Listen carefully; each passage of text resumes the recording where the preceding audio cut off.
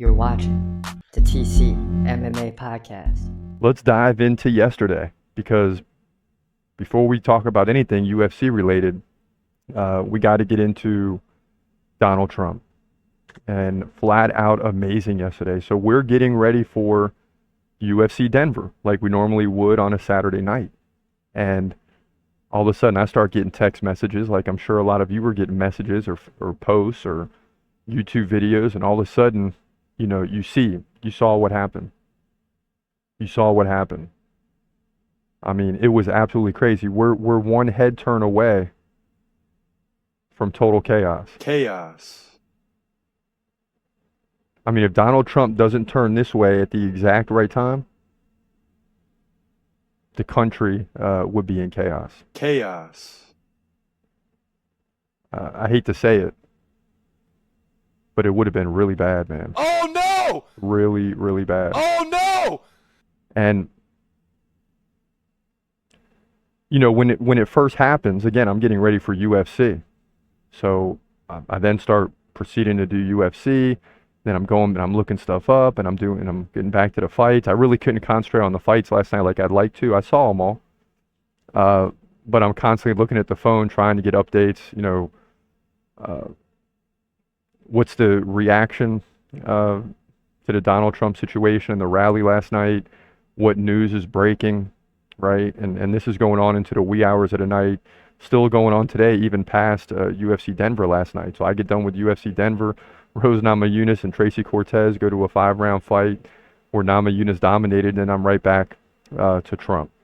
So just real thankful nothing happened. I think I was in minor shock because I'm just like, my first instinct is that this isn't real, right? It's not real. I'm looking at him, it whizzing by his face or head, and then he flicks his ear, he comes down, he gets back up, and you see his face, it's red. And I'm like, this cannot be real. Like, if this is real, there's going to be like widespread protests. And then I start to think, okay, after I get past that, it is real, obviously. And then I'm like, what happens if he didn't turn his head? What happened if Trump doesn't turn his head and he goes down?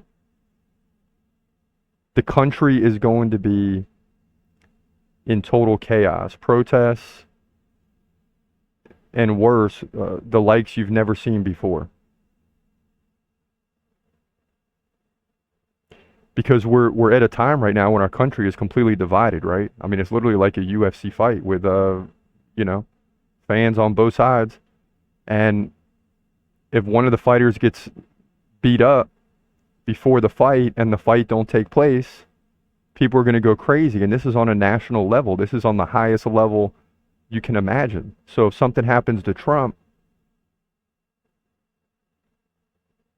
our country would descend into total chaos.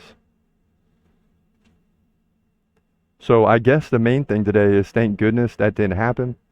You got different people reacting today. I know the rumors were that Trump was going to attend UFC Denver last night, so that was starting to trend.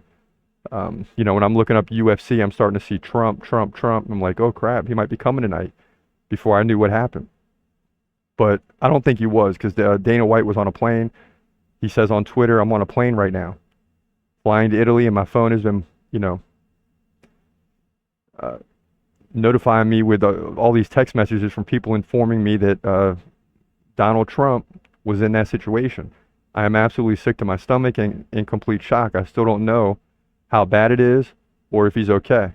But McMaynard just sent me this picture, and I'm praying President Trump is 100% healthy. This image perfectly reflects exactly the man I know. He is the toughest, most resilient American badass on the planet. I hope the weak coward that did this to him gets what he deserves, and I can't wait to stand up on stage with him on Thursday and introduce him at the Republican National Convention, which is going to be just awesome. The fact that Dana White is going to do that. You had a lot of other UFC fighters come out yesterday in support of Trump, obviously, including the very first fight of the night at UFC Denver. And this is like at, 7 o'clock. That fight gets over, and the winner, goes on to say what happened. And it's amazing, you think about it, because they're getting ready for a fight. Any of you that played sports, you're getting ready, you're focused on the game. But these guys our messages are popping too. And this guy knows right before he goes out and fights that something has happened to Trump. So it's just crazy.